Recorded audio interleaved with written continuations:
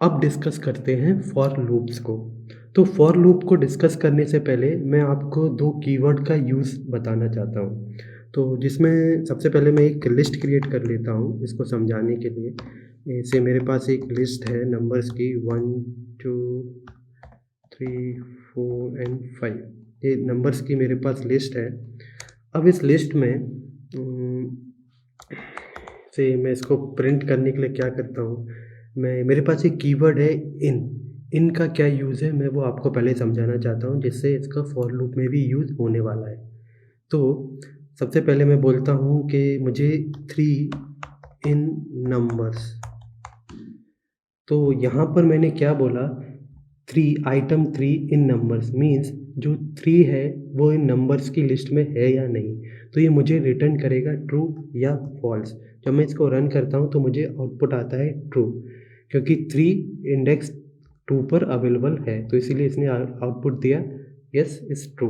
अगर मैं इसी जगह बोलता हूँ 6 जो इस लिस्ट में नहीं है और फिर इसको रन करता हूँ तो आउटपुट देता है फॉल्स। तो जो इन है, इनका यूज़ एक्चुअली ऐसे होता है जब भी हमें किसी लिस्ट में देखना होता है कि कोई आइटम अवेलेबल है या नहीं, तो हम इनका यूज़ करते हैं। इसी तरीके से एक और मेथड है, एक और एक्चुअली इनबिल्ट फंक्शन है व्हिच इज़ कॉल्ड लेन। लेन का मतलब होता है लेंथ को आइडेंटिफ़ाई करना। तो अगर मैं लेंथ में नंबर्स को पास कर देता हूँ और इसको रन करता हूँ तो आउटपुट आता है 5। बेसिकली ये बता रहा है कि इस पूरी लिस्ट में इसमें इस लिस्ट के अंदर कितने आइटम्स हैं, तो ये उसका काउंट देता है। इस लिस्ट की क्या लेंथ है उसके अकॉर्डिंग ये आउटपुट देता है। ठीक है, अब हम मूव होते हैं लूप्स पर, फॉर लूप पर। देखिए फॉर लूप को लिखते कैसे हैं, स्टार्ट करते हैं। For item in numbers.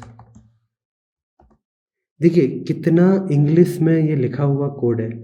For item in numbers मतलब हर आइटम के इन नंबर्स में, ये जो नंबर्स की जो लिस्ट है इसमें जो आइटम है हम उसको लूप कर रहे हैं, हम उसके अंदर जा रहे हैं। तो हम यहाँ पे क्या करेंगे, प्रिंट आइटम, प्रिंट आइटम। तो इस नंबर की लिस्ट में हर एक आइटम को ये आइटरेट करेगा। अब जब हम इसको रन करते हैं तो आउटपुट देखते हैं क्या आता है। आउटपुट आता है 1, 2, 3, 4, 5।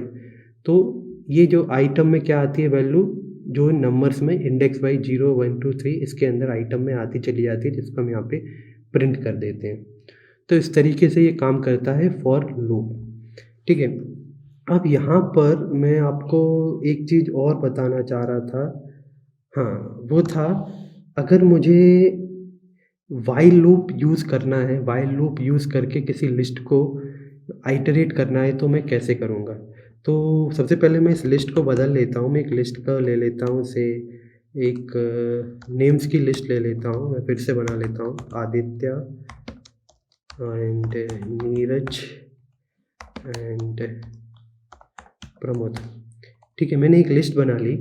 अब इस लिस्ट में मैं क्या करूँगा, अब मुझे इस लिस्ट को व्हाइल लूप के थ्रू आइटरेट करना है। तो मैं कैसे करूँगा, i = 0। ठीक है, i = 0 और इस i = 0 में अभी मैं लिखूँगा एक loop while i less than length of, पहले इसमें स्पेस दे लीजिए, लेंथ ऑफ नेम्स।